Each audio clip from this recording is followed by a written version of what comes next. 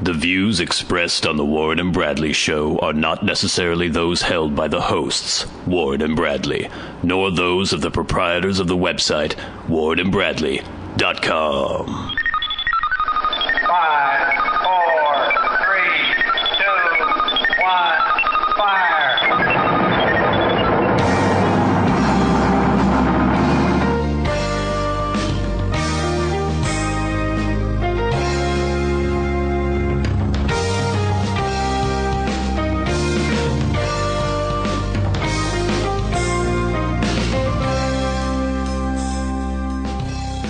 Let's make some magic.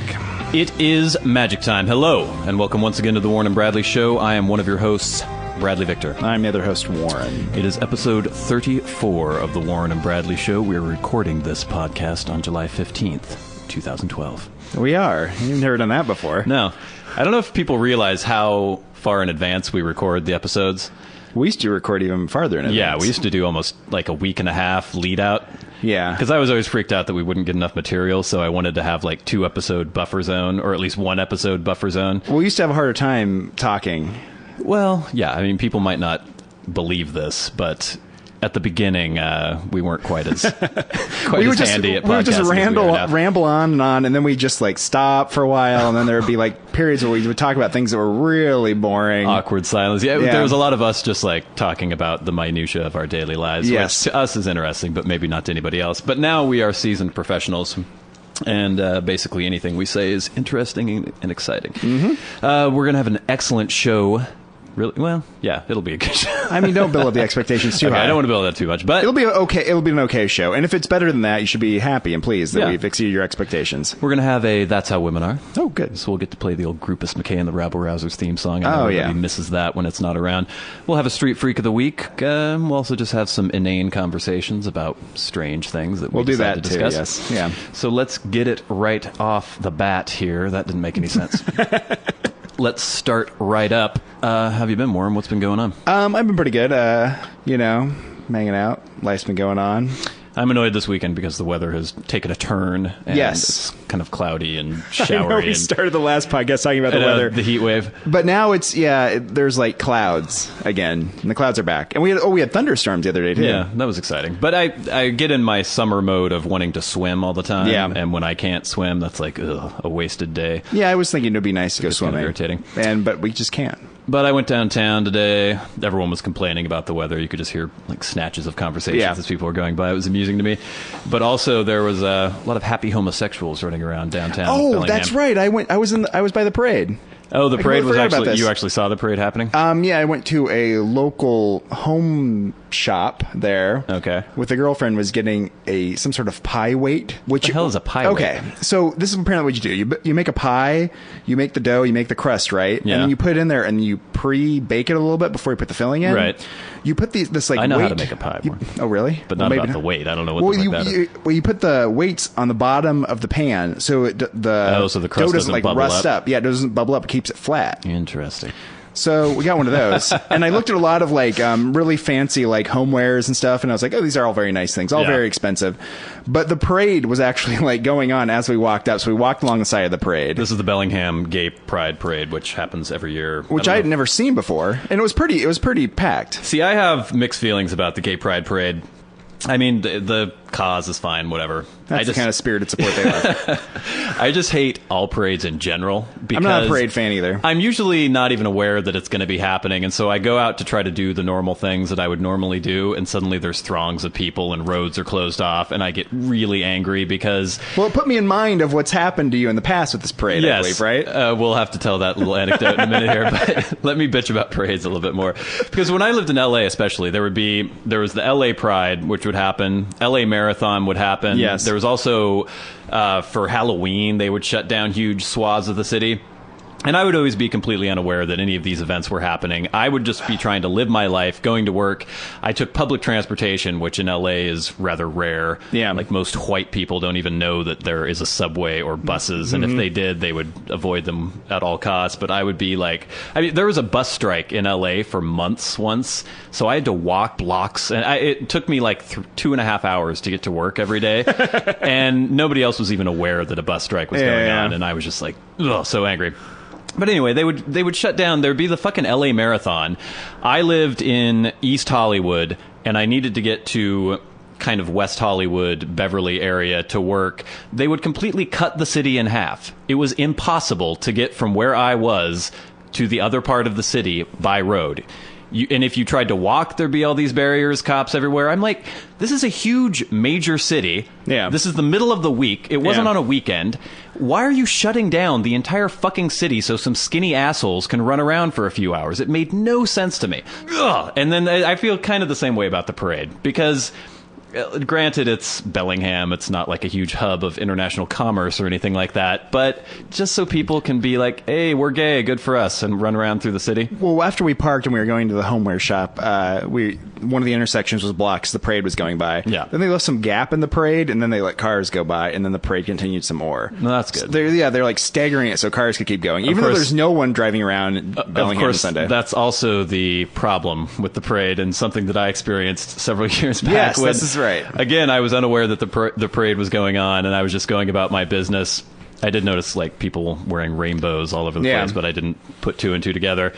Got in my car after conducting whatever errands I was conducting downtown, tried to go on my normal route to go home, and suddenly I got directed onto the street, started driving, and suddenly realized I was in the middle of the gay pride parade, driving in my old like 89 Saab Turbo, and people were waving and cheering and clapping, and apparently I was afloat or something in the parade, so I just kind of had to wave for a while at people as I was going by, and it was like, yay! Well, it's that kind of parade. It's the parade that has that feel like you could just kind of walk into it and no one would care. Because just most of the people just kind of like staggered along the sidewalk, and a couple people kind of like ambling through the middle of the street. Yeah. Just put on some hot pants and just, hey.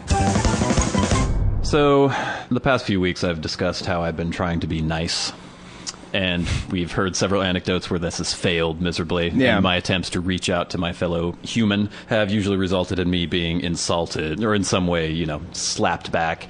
So for the last week, I've been in a rather annoyed mood, just kind of fed up with people, which isn't anything new. No, I'm it's sure, not like, this isn't shocking news. But it's because my overtures of friendliness have been pretty much rejected for the most part, I've sort of lapsed back into reacting the way I would just naturally react to people being dicks. Which is you snap back at them. Yeah.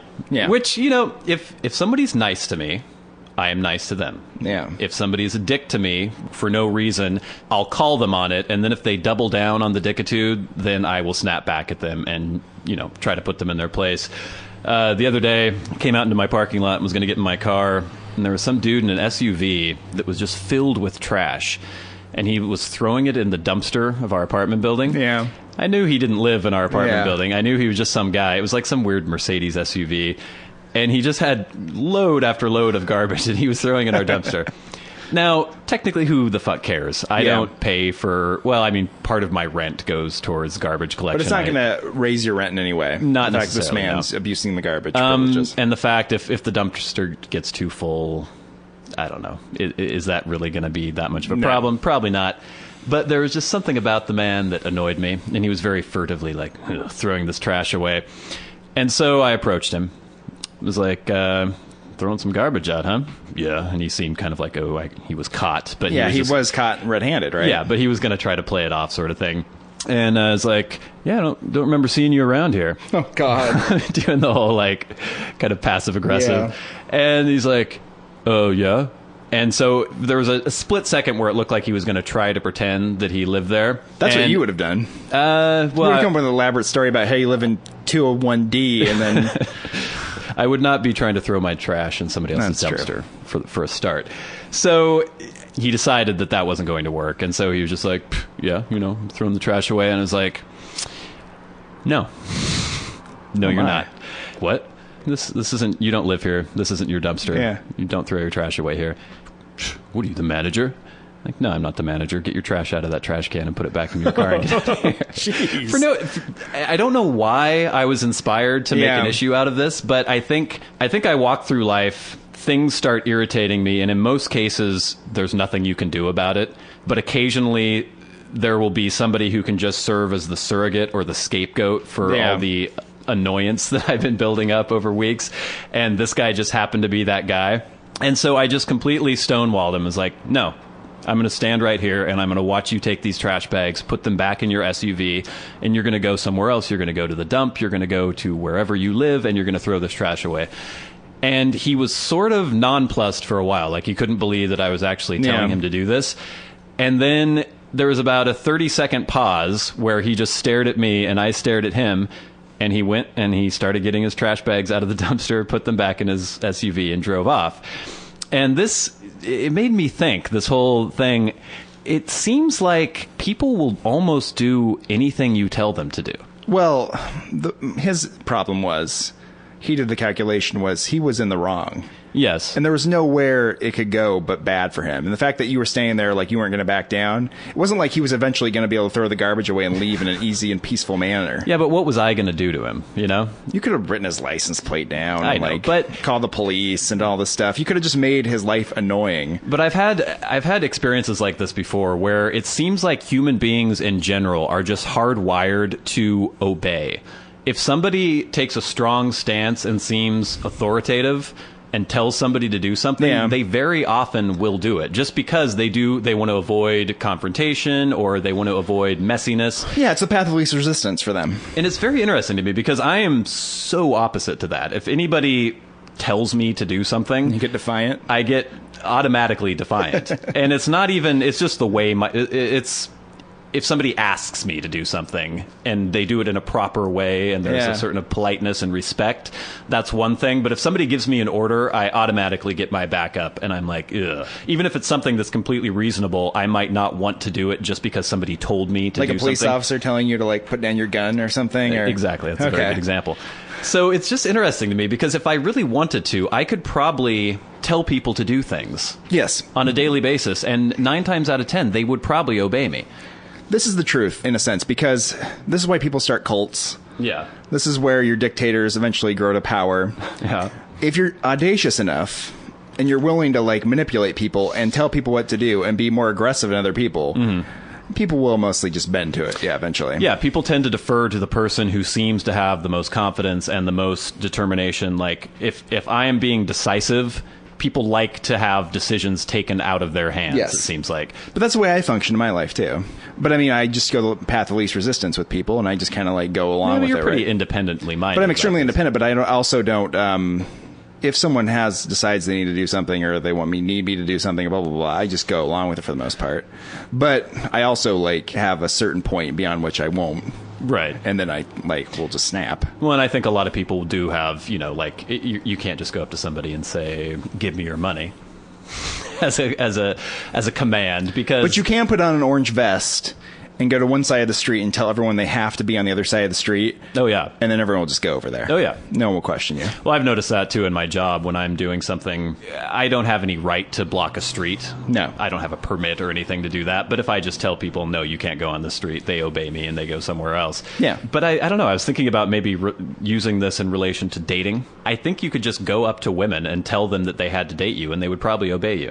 Well, that might be that thing where people say to be confident is good with the ladies. That would be very confident. If you felt you could do that. That's probably that's the definition of confidence. Yes. You would look very confident. You'd just be like, this is what's going to happen, and you're going to do it. You know, I've tried that before. I think I don't know if we've talked about it on the podcast, but I've related anecdotes to you where for some reason I'll just be inspired to be very outgoing. Yes. And it usually works. Like just going up to somebody with the kind of the mental image in your mind that it's going to go a certain way often does cause it to go a certain way. That's positive visualization. I suppose. That's what your great athletes do as well, right? They sit in the locker room, they think about the ball going in, they think about all these good things happening, and they go out there and they make it happen because they're thinking about it in a positive way. I almost did that today, actually. There was this girl who works at a local business that I frequent, not the bakery, if that's what you're thinking. I know you. I saw your eyes light up. It's like, oh, she's attractive, and you know, I'd go in there every once in a while. I was sitting outside the business, and she came out on her break, and I was like, you know what? I'm just gonna ask her out, just like that. And then, of course, as soon as I was about to, some dude came and sat with her, and they were like, well, it's good that happened right before you were going to do that. Yeah, it ended up being okay. Yeah.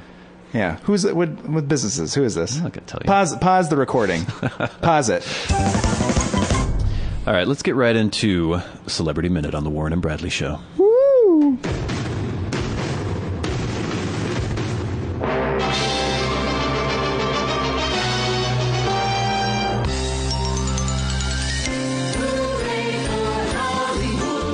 Celebrity Minute on the Warren and Bradley Show.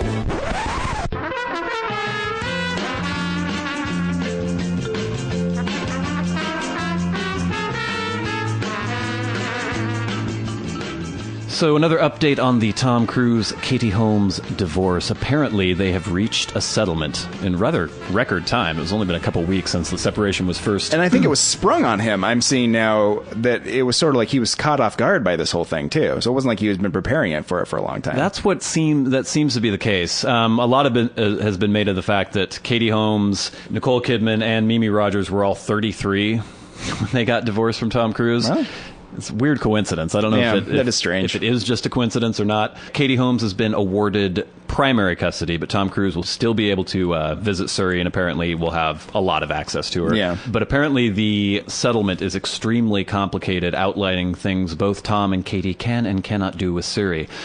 Here's what we know. This is from TMZ.com, by the way. Yeah, hard news. Katie will have what amounts to primary physical custody, but Tom has significant custodial time with his daughter. A report claiming that Surrey must be in the presence of Katie's bodyguard and nanny when she is around Tom is absolutely 100% false. There are also provisions about whether or not religion can be discussed. Supposedly, there are restrictions on what Tom and Katie can discuss with Surrey, but these restrictions will be lifted and eased the older Surrey gets. So I guess she can't be proselytized by her parents when she's a little kid. That's odd. Yeah. She's going to ask some questions, and they're going to be like, well, and who's going to regulate that? Yeah. Is there going to be some marshal of the court around at all times? Like, hey, no Scientology talk. But apparently, I say apparently a lot whenever we do say it a lot. Because you don't trust our news sources. Yeah, I guess that might I be think true. that is. And because they oftentimes, they sort of equivocate too, right? Yeah. They're like, sources say maybe this is true. But apparently, Katie Holmes has rejoined the Catholic Church now that she's split from Tom. Yes. She has registered as a parishioner at New York's Church of St. Francis Xavier.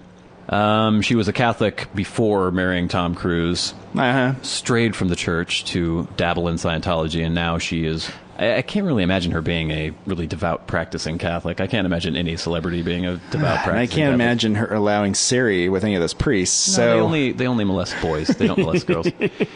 And from one cult to another. Good for her. On the same subject, she has enrolled Surrey at Convent of Sacred Heart, an exclusive Catholic school, whose alumni also include Lady Gaga, Jordana Brewster, Nikki Hilton, Carolyn Kennedy, Gloria Morgan Vanderbilt. So an illustrious group of former students there. Gaga and Hilton, I mean, that's not... They don't even get their proper training. Yeah, you'd think with a strict Catholic upbringing, and aren't there nuns beating them with rulers there? Obviously didn't work. I thought so. And I thought Lady Gaga was Jewish. No. I thought she was raised... No, maybe I... Are you making assumptions based on certain physical characteristics of Lady Gaga? I am not. I think she is. You look up Lady Gaga's actual... What is her actual name? I don't know. It's something. She's Jewish. Let's see. Lady Gaga, real name. Oh, no. She's Italian. She's Italian. Her name is Stefania Joanna Angelina Germanotta. All right, I was wrong about that. She's Italian. I knew she was some sort of ethnicity. So Catholic makes sense. Next story. Sean Penn completes anger management classes. Sean Penn has completed the anger management classes he was ordered to take following a showdown with a photographer in 2009. So once again, another paparazzi-inspired moment. He apparently crushed the guy's camera or something after threatening to crush his camera. He followed through with the threat and crushed his camera. He was ordered to take 36 hours of court-ordered anger management classes. Sean Penn does strike me as a very self-obsessed, isolated, crazy person. So this doesn't surprise me at all. Hasn't he? There's been a lot of weird run-ins with people in the past, hasn't he? Was he hanging out with Hugo Chavez or something down there in South America? Didn't he take a boat to like Katrina because he was going to save people? Did you see footage of that? It was hilarious. He was in this little boat. He's trying to go. He's rowing around. This is an example of the same thing with Mark Wahlberg, right? Thinking he could take down the 9/11 hijackers. Right. It's him. He's like, Sean Penn will resolve the problems with Hurricane Katrina with a boat. And maybe it's inspired by. Well, I don't know if it's inspired by self-aggrandizement or actually wanting to help. If it was inspired by actually wanting to help the people, he'd do something behind the scenes to actually help the people financially with his massive amounts of money. Going down there with a boat in front of the cameras is nothing but Sean Penn saying, look at Sean Penn, he's a great man. By all accounts, he seems mildly to moderately crazy. Yes. Next story. Oh, God. Well, we're not. We'll put this picture up on the website, Okay. right? We're not laughing at the story. We're No, we're not laughing at the story. We're just laughing at the appearance of the person in the story. We're laughing at the picture accompanying which is the story. probably tasteless too. But Yeah. Okay, I don't want to be laughing when I read this. Sage Stallone, dead in room for at least 3 days. Some of you may have heard that Sage Stallone, 36-year-old son of Sylvester Stallone, was found dead in his Los Angeles apartment. Some of you may have seen him in Rocky V, where he played Rocky's son. Oh. He's grown up since then and looks like a strange, weird amalgam of maybe Sylvester Stallone, obviously, around the eyes, and then John Travolta sort of morphed in together. With woman's hair. This weird love child. And some like 5 o'clock shadow. Yeah. But, tragic story. It is. Thanks for bringing it back down. We're not horribly cruel. Apparently, all right, there's that word again. The recluse of Hollywood, Sage, spent months alone in his room, which was littered with junk, including cigarette butts, beer cans, and food. A law enforcement source adds that Sage's room was disgusting and reeked of various odors. Is that a professional opinion by law enforcement? Yes. I don't know if the odor was the fact that he was in there for 3 days. Yeah, I think after 3 days found. you're going to start to smell, especially if in a warm area like that. It seems that the cause of death was probably drug overdose, but I don't know if any sort of autopsy has been performed yet. It seems like a lot of these celebrity children try to get into the same line of work as their parents. If their parent was a mega star, the chances of them living up to the same amount of success or eclipsing the success of their parents is usually very slim, so they're constantly living in their shadow. A life of privilege, a life where they're probably spoiled their entire lives. It just doesn't add up to a fulfilling and good life, usually. Well, if the main thing about your identity is who your like father is, yeah, it's always going to mess with you. I don't have to worry about that. Me neither. We have another hair tragedy on our hands no. here. Anne Hathaway on Haircut. I was mental patient level of crying. Yeah. Anne Hathaway recently shore her locks off? Shorn is the past tense, so I guess shore. She shore her locks. Shaved, I don't know. cut. For the movie Les Miserables. A little pixie haircut. Apparently she was so upset that she was inconsolable. She cried for days. This seems to be kind of a girl thing. Have you ever cried from a haircut? I'm notorious for my lack of interest in my own hair. Yeah. And I would literally let anyone cut it that wants to cut it. We and I don't discussed really care. possibly as a feature on the show having me cut your hair. Yeah, just cut my hair and see what happens. I don't care about it at all. Yeah. Hair is apparently very important to women. I know I had a coworker years ago. I was at a meeting, and her boyfriend had been out of town, was coming back to see her, and she had gone in to get some sort of highlights in her hair. And she'd show up at the meeting weeping and crying. And at this time I was working with an organization that was all women besides for me. Yeah. And they shut down the meeting. They all went over there to console her. Nothing was accomplished. It grows back. Yeah. I don't know. It doesn't seem that important to me, but I had an ex-girlfriend. I've cut my own hair since I was 15 years old. Just shows you how much I care about my hair. yeah. Actually, I kind of do care about my hair. You do care but about your hair. I cut it fine. It looks fine. Yeah. There was a girl I was dating in college who wanted me to cut her hair. Uh-oh. She said she wanted it short. She told me she wanted it short. But short's like a relative term. She described what she wanted, and I gave her what she wanted. At least I maintained that I Yeah. gave her what she wanted. She sobbed for hours afterwards. It was actually very similar to the Anne Hathaway haircut. We'll post the picture Anne Hathaway's online. haircut is pretty short. Yeah, but she was supposed to be playing some tuberculosis patient or something from Les Miserables. Just these movies, just remake the same movie over and over and over again. Yeah, but I've never cried from a haircut. I actually, when I was a kid, someone gave me a mullet when my mom brought me in to have my haircut. Oh yeah. I was annoyed, but I didn't cry. Sometimes when I was a kid, my mom or my dad would cut my hair, and I know my mom at one point was like, "I'll give you a flat top." Oh yeah. My mom doesn't know how to cut hair, and Yeah. so it was just this like kind of wavy, weird, bumpy thing on my head. I looked like I maybe had some sort of disease, and I walking around with it, and people were like, "Your hair looks ridiculous," and I'm like, I just don't. I don't. You know what I mean? I don't care. It can look as ridiculous as it needs to look. It doesn't matter. All right, last story. Rolling Stones celebrate 50th anniversary. Oh God. I think that's about, I'd say, 40 years too much. Yeah, that's probably about right. Yeah, I think the last album I really enjoy by the Rolling Stones is from 1960. It's been a very long time, but we have a train break.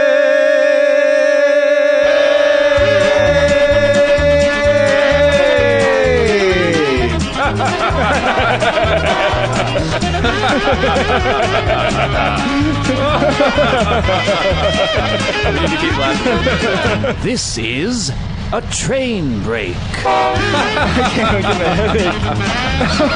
gets you lightheaded from your laughing.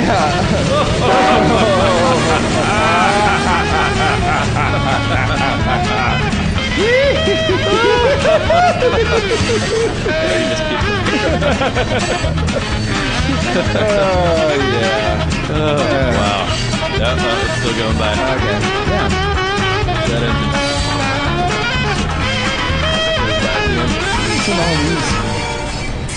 These round ones. That was a good train break. It was a long train break. Yeah. So I guess we should wrap up the Celebrity Minute shenanigans here. So basically, the Rolling Stones, it was 50 years ago on, I think, July 12th that they first performed at London's Marquee Club. The last album I liked of theirs, not that I was alive or anything at the time, but was, I think, from 1968, 1969. Beggar's Banquet, that kind of era. It's okay stuff. I'll push it on to Exile on Main Street. Yeah, which is early 70s. I can't listen to that whole album, but there's some good songs off of it. Yeah. They've just been around way too long. It's like if the Beatles had stayed together, their reputation would have been highly tarnished by now, I'm sure. Oh, there's no doubt that breaking up, that did help their reputation. It was the best thing that but possibly that's true of could any happen of those musicians of the time, too. I mean, Jimi Hendrix probably wouldn't be thought of in the same way if he had, lived. Well, and he was Jimi Hendrix was a hack, anyway, in my opinion. Oh, my gosh. I don't think... Do you like any Jimi Hendrix songs? They're okay. They're mostly just kind of annoying. But, I mean, Janis Joplin... Come on, grab another little piece of my heart now, baby. Exactly. If she was still, ambling around, living out of a shopping cart or whatever she would be doing, she wouldn't have the same aura about her either. She's the only famous female singer who I could probably record as her. Are there can you sing like Nina Simone? Can you sing like Ella Fitzgerald? I can't sing like any of those women. I can sing exactly like Janis Joplin, and I'm male. I can do that. That Billie should Holiday, tell you maybe. Yeah, that's Sorry. That's the thing. If you do some work, you commit suicide, you OD, something bad happens to you. It usually serves your reputation. Warren and I will be killing ourselves within approximately 2 weeks. Well, just think of Kurt Cobain, too. Yeah. What if they were still releasing albums? Can you imagine? Yeah, I don't know where they would have gone. That seemed like the only way it could have happened with them, right? You can't imagine them just pumping out another record every year and going and playing arenas. And that's pretty much why he killed himself. Even in his suicide note, he's I think he wanted to have that myth. It probably is right, because he was very conscious of the history of that genre he was working in. And the 27 Club and all that bullshit. You know so it was I don't think where the direction would have ended up going he would be out on stage performing in some baseball stadium right now and appeal to him in any way. It's funny how there's certain musicians who can age and continue being relevant and having an interesting career, but I think if you're a punk band and you're in your 40s, that doesn't work. No. You have to change into something else. Yes.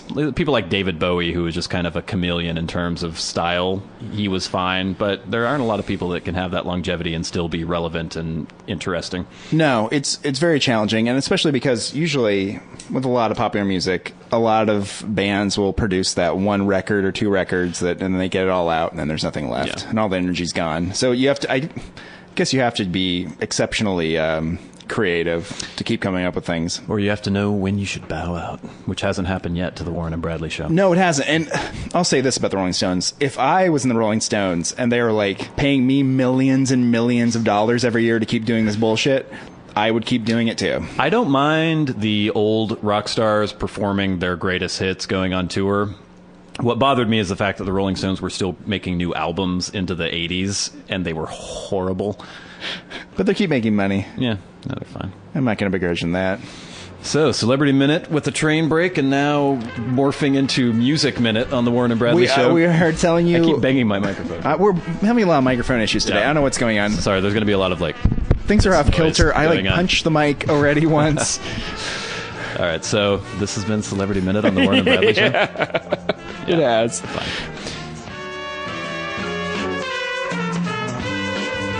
This has been Celebrity Minute on the Warren and Bradley Show.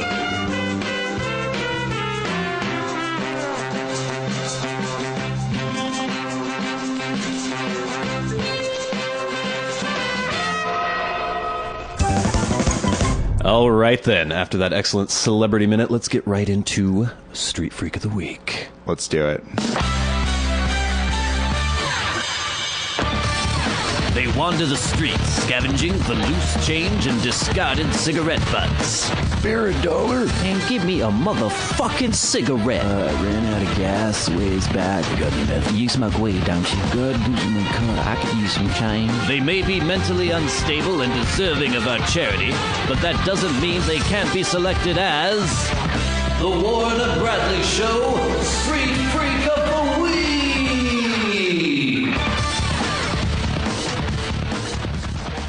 So when you approached this afternoon and I pointed out the crazy Mercedes van that was parked near my apartment, I live in a neighborhood where there are often dilapidated vehicles around. That are sort of like homes for people, Yeah, too. you don't know if they've just been abandoned, or there was one time there was this like old Oldsmobile Cutlass Supreme parked near the side of my house, the apartment building, and it was there for weeks and weeks, and eventually, you know, the city will find out or something, and somebody will tow it away. Yeah. And I thought this car had been abandoned forever. And so one time I just decided I'd go peek in the window, because you could see all this stuff stacked in there and everything, and just like bedrolls and I don't know what the hell was in there. But I went and peeked in, couldn't see anybody. And so I shielded my eyes, you know, and like peeked in again, and suddenly this like weird shape was moving in there. It was like this strange like pod person in a cocoon or something. And I went, oh Jesus! And so apparently there had been somebody living in there the entire time, and I just had no idea. And I'd never seen the car move, because I would assume to avoid the authorities they would move the car around every once in a while, so they wouldn't tow them away. But I don't know. You're giving them more credit than they probably deserve. But anyway, I pointed out this Mercedes van to you, and it showed up, I think, first about a week and a half ago. Yeah. And it was just the kind of thing where I'm like, I go out to my car, and I'm like, okay, there's another dilapidated vehicle. I didn't really think anything of it. And when you say Mercedes van, don't think this is like a classy This is like a Mercedes van. late 70s, early 80s. It's called like the Mercedes TN. They made these weird panel vans or something for a while. And it sort of got like some sort of homemade thing on top of it. It looks like some sort of plywood camper extension that they placed on the top. And then there's this weird platform above filled with all sorts of shit. I don't know. Junk. I took a picture kind of from an oblique angle because I didn't want anyone in the van to see me taking a picture, so I'll post that online. But anyway, it was there for a couple days, like, whatever, another weird vehicle. A couple more days went by. We had a very hot day. I don't know, it was like last week at some point. And I got home from work, and this is, 5 o'clock in the afternoon. I live in a building that has 37 units or something. There's probably close to 50 people living in this building. Yeah, coming in and out all the time. Pull up to my parking spot. We have this little grassy patch behind our parking spot. Naked man on a towel laying out in the middle of this grassy spot. Naked? Completely naked? Buck naked. As thin as a rail, and perfect like farmer white t-shirt tan. Yeah. Where basically he was pasty white on That's the not going to be a torso. problem anymore. Well... I noticed that this person was asleep. You could see there was like a Schmidt ice can next to him, and he had some sort of like weird bedroll under his head, and his chest was going up and down, so he wasn't dead. He wasn't just a body that had been dumped there. And he was bright pink everywhere that the clothing had covered, overdone it a little bit, including the penis. Yeah. I pull up, I'm like, okay, naked man. There have been times in the past where homeless people have slept out or like tried to sunbathe in our little grassy patch in the middle of the summer. Yeah. Which is always amusing. But this guy was buck naked.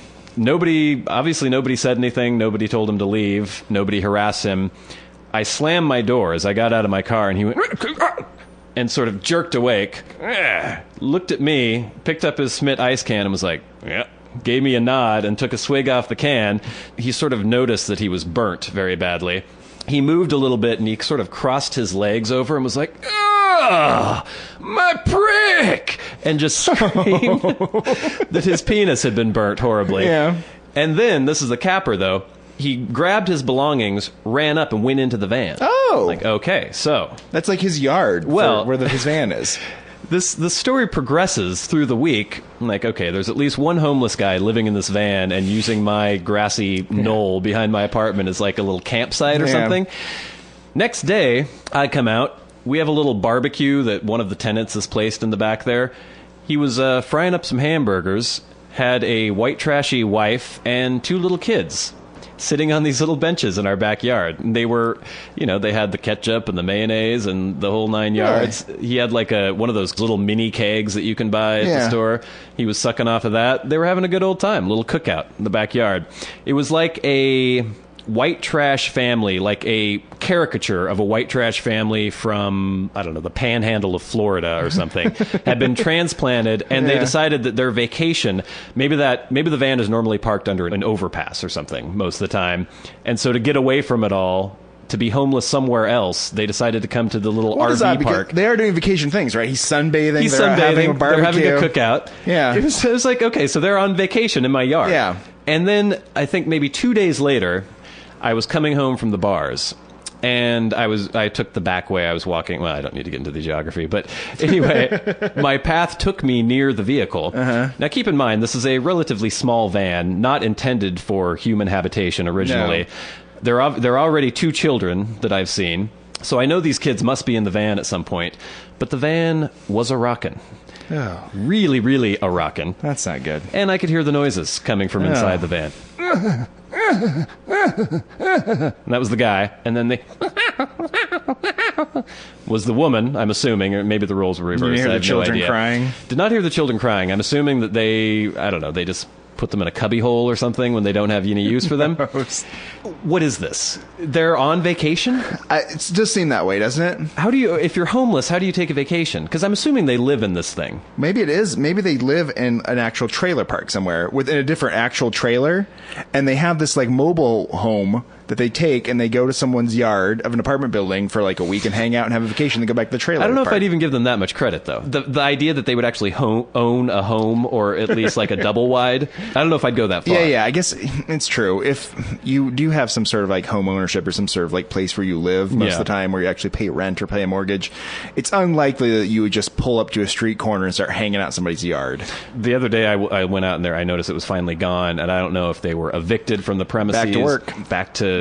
Is she whoring herself out on the street corners and he's selling meth or something? I mean, they have a family. So in some ways, this Street Freak of the Week is a little dark. They have, I think it gets really dark when you start talking about the family. Yeah. Hopefully those kids will write a memoir in like 20 years and it'll be really interesting. But for now, it's just tragic, I think, mostly. It was just, I wonder, they may have like just moved on, right? The cops chase them out, they're like, get out of town. So they go down to the next town down the line, and they find an apartment building with a yard behind it, and they just hang out there. They seem perfectly content. Well, that's... I don't know. I mean, it's... No wonder they do it then. Barbecuing, you're laying out in the sun, you're screwing. You just need to not fall asleep when you're sunbathing. That's the only flaw in their whole plan that I can find. I suppose so.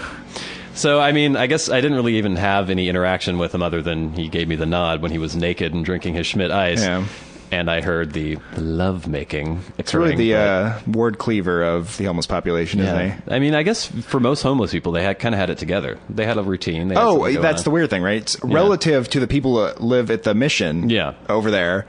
They're doing pretty well. I can imagine all the people lined up at the Mission or the drop-in center waiting for their meal, and they look over longingly at the little patch of grass with the 1978 Mercedes TN. I like to imagine these people like looking at them and like judging the people that are hanging out at the Mission, right? They're like, what a bunch of no-goods, Look at me, I'm naked in a plot of grass, and I got this old van. And there's nothing anybody can do about it. And I got a family.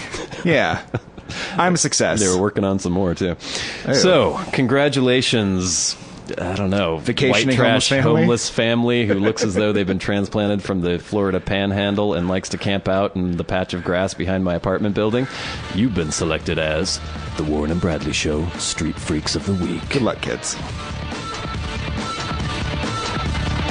Our hats are off to you, Mr. Homeless Man, because you've been selected as the Warren and Bradley Show Street Freak of the Week.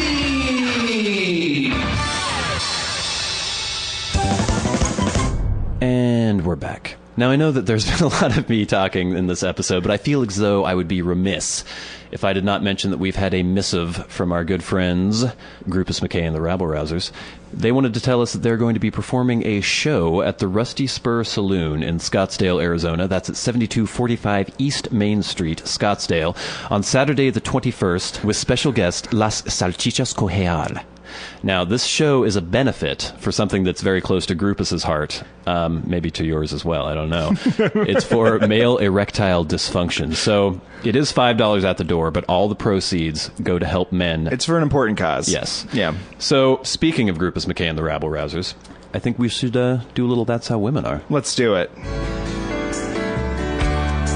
They say things that don't make any sense, and then they do things that make even less sense than the things they said that didn't make any sense. Oh, they want you to buy them fancy jewels, but when you give it to them, they say you're a fool. Whoa, whoa, whoa, whoa, whoa. 'Cause that's how women are.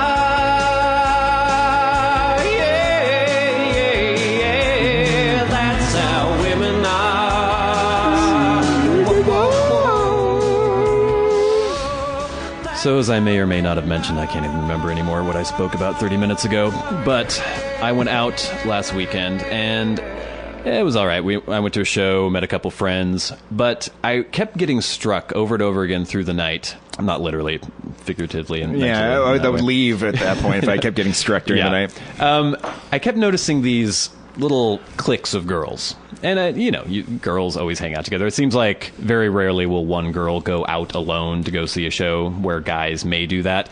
But not only was this just like the little girls' night out, this was the triumvirate of 3 different types of girls who were all hanging out together. And I noticed several different groups that were not tied to each other. Mm-hmm. It was the pretty girl, the kind of not very pretty girl, and the girl who was kind of plain but maybe intelligent. And they would all hang out together.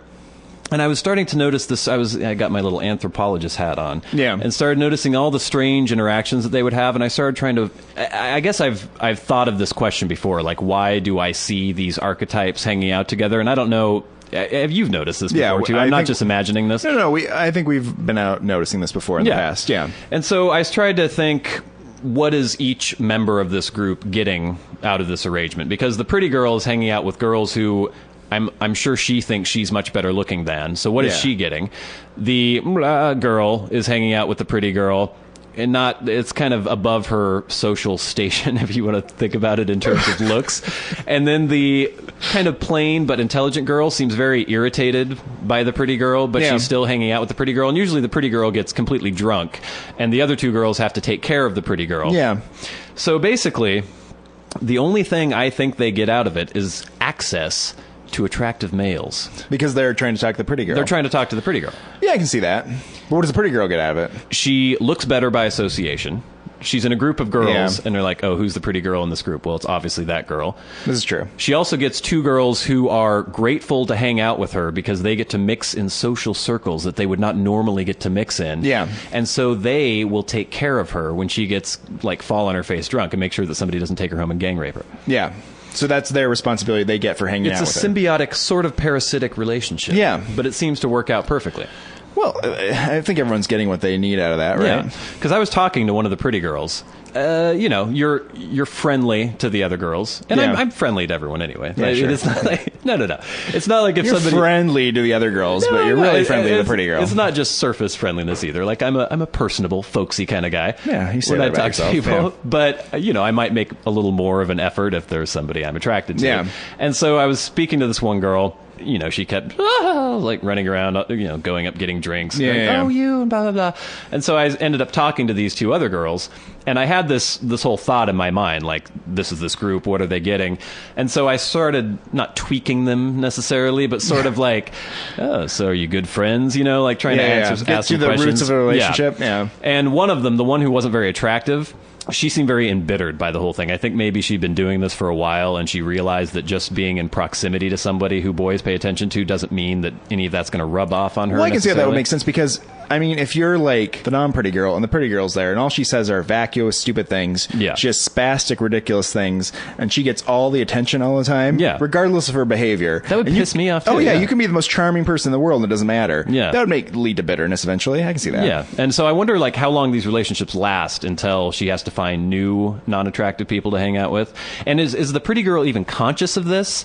Or do these things just sort of meld together There's no way they can be conscious of this happening, right? There's no way they're like filling the roles like it's the real world. They're being like, you're the gay one, you're the Asian, you're the black guy. It's got to be just like, it's got to come together organically, right? Yeah, but I just wonder how that happens, how they come across each other, because they seem so completely disparate. They have nothing in common. They have, I don't know. It's very strange. But they all have something they want to do, which is go out and have a good time and meet some men at the club. Yeah. And you know what? They're all serving a purpose. And they go out and it works out and they do it again. Do you think, like the remora that follows the great white sharks, that these two non-pretty girls ever get any scraps that the pretty girl throws aside when she's in her feeding frenzy? Well, occasionally. Well, this is the thing, too, with the not-so-pretty girl. Yeah. If she's with the pretty girl and then she maybe gets the access to a man, she gets to talk to him at least that she wouldn't get to talk to normally. Right.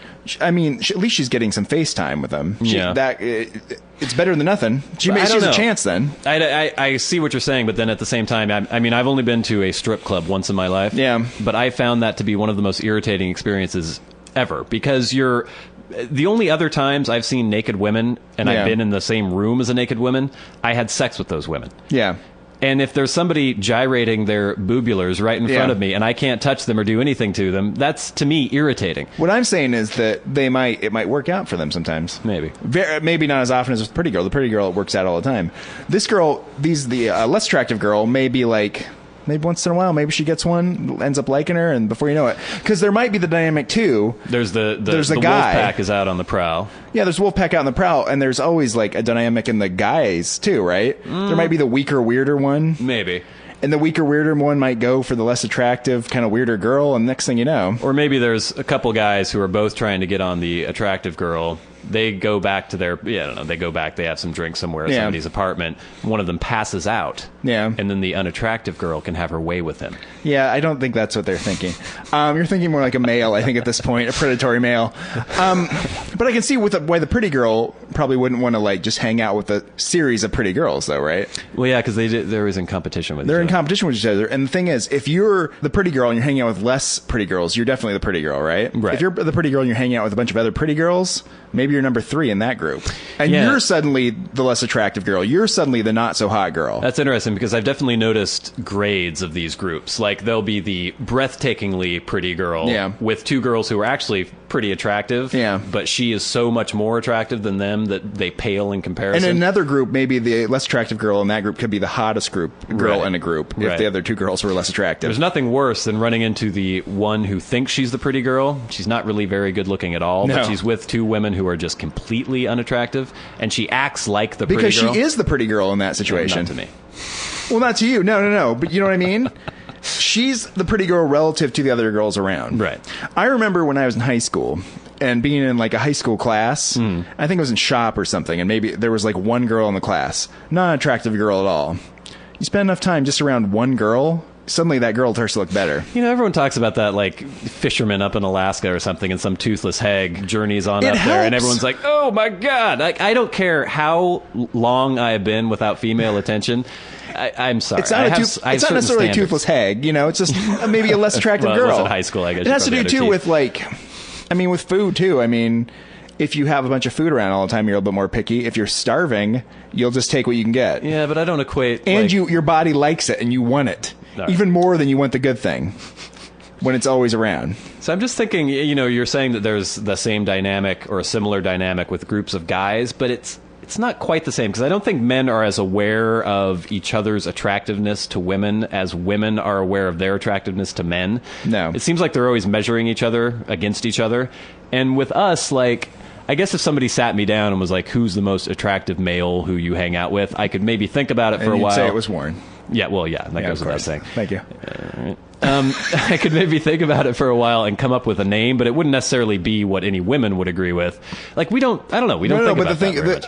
We don't. No one consciously thinks about it. Men don't. No. Men just hang out with the men they have a good time with. They're fine with. But there must be, right? Some of the men are better looking than the other men. Well, I mean, anyone who hangs out with us obviously has to be wondering why we let them hang out with us. And measuring themselves, constantly feeling belittled. I mean, not that we do anything to belittle them, but there's the attention that we get versus the attention that they get. I can imagine that eventually you become embittered and maybe kill yourself. I don't know. Men don't operate that way. Our friends are killing themselves left and right. They hang out with us for a while and it's just like, ugh. That's it. Maybe that's for a different reason, though. I don't know. Two hot dudes who get all the play. So, what are our findings? What have we discovered here today? That these group dynamics exist, and they exist for a reason, but I don't think that they consciously create them. And that's how women are. Yeah, they like to put pretty purple panties on. And then they turn around and tell you that every little bit of thing you've ever done is always wrong. Well, they like to cry when they stub their little toe. But no, they don't cry when they tell you to go. No.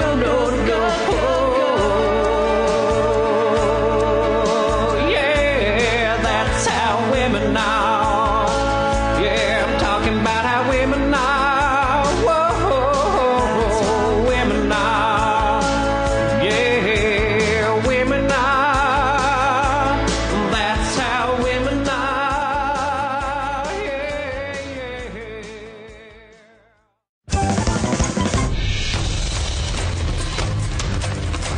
This has been the Warren and Bradley Show, brought to you by Warren Van and Bradley Victor. For podcast news and information, like the show on Facebook at facebook.com/Warren and Bradley. Follow the show on Twitter at Warren and Brad. Subscribe on iTunes and leave a review. For episode archives and episode pictures, go to warrenandbradley.com, and to contact the show, write to podcast at warrenandbradley.com.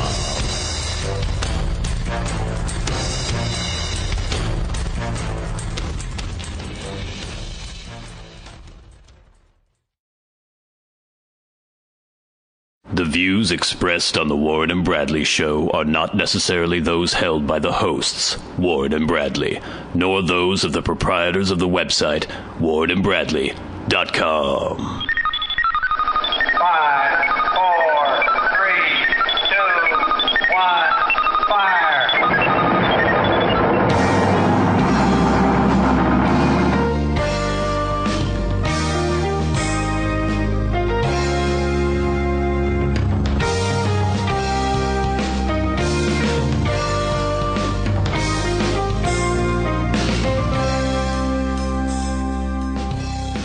Let's make some magic.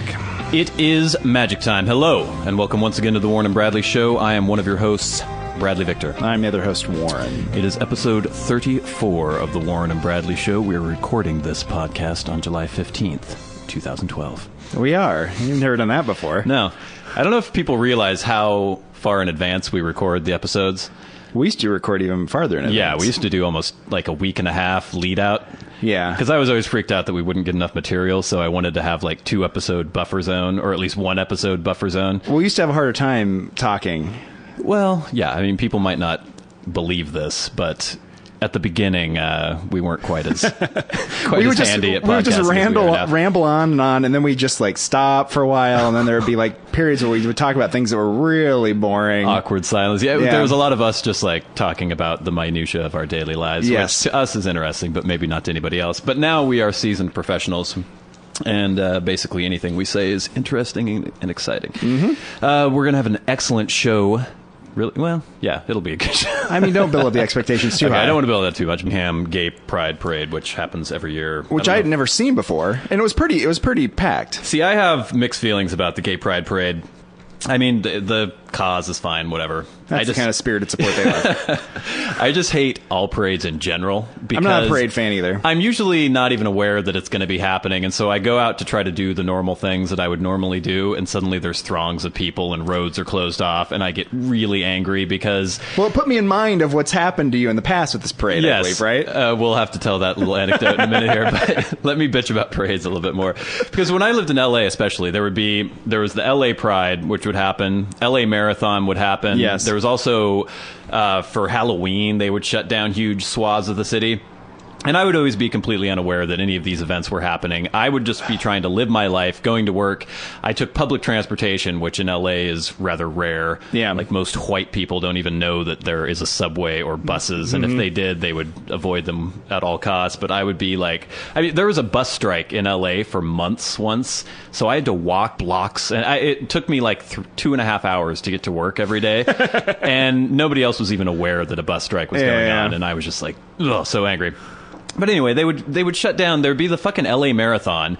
I lived in East Hollywood, and I needed to get to kind of West Hollywood, Beverly area to work. They would completely cut the city in half. It was impossible to get from where I was to the other part of the city by road. And if you tried to walk, there'd be all these barriers, cops everywhere. I'm like, this is a huge, major city. Yeah. This is the middle of the week. It wasn't Yeah. on a weekend.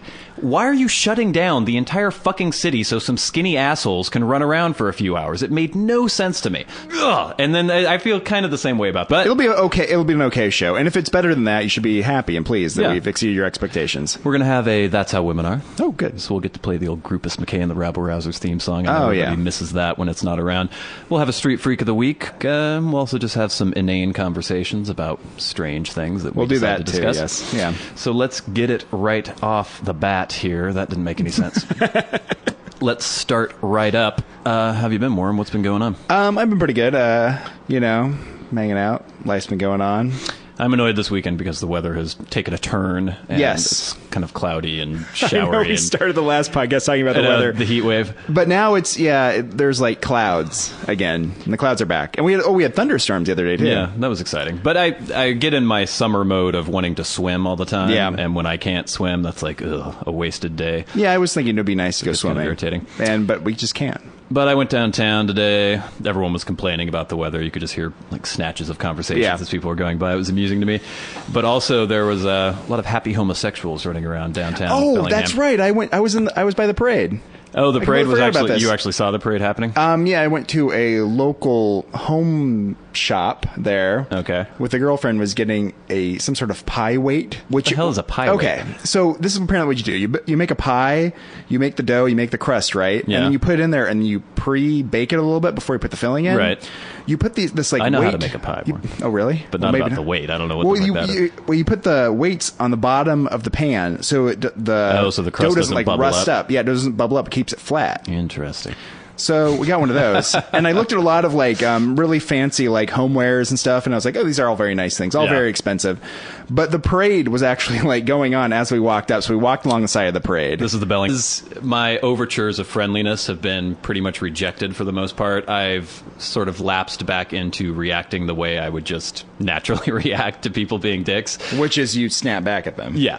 Yeah. Which, if somebody's nice to me, I am nice to them. Yeah. If somebody's a dick to me for no reason, I'll call them on it, and then if they double down on the dickitude, then I will snap back at them and, try to put them in their place.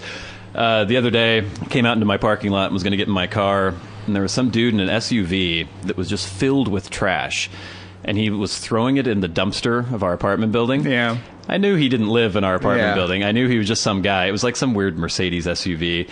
And he just had load after load of garbage that he was throwing in our dumpster.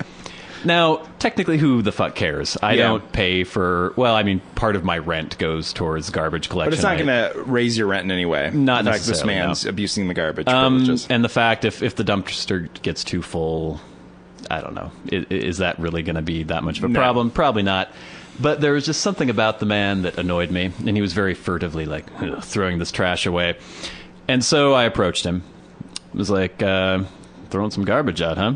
Yeah. And he seemed kind of like, he was caught. But Yeah, he just, was caught red-handed, right? Yeah, but he was going to try to play it off sort of thing. And I was like, yeah, I don't remember seeing you around here. Oh, God. Doing the whole, like, kind of passive-aggressive. Yeah. And he's like, oh, yeah? And so there was a split second where it looked like he was going to try to pretend that he lived there. That's what you would have done. Well, you would come up with an elaborate story about how you live in 201D, and then... I would not be trying to throw my trash in somebody else's dumpster for a start.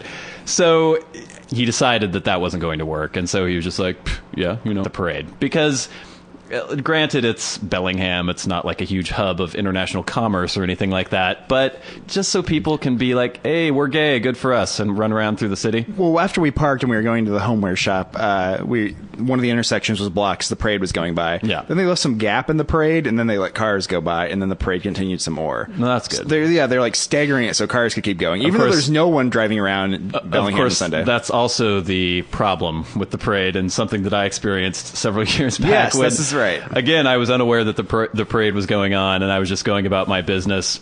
I did notice like people wearing rainbows all over the place, but I didn't put two and two together.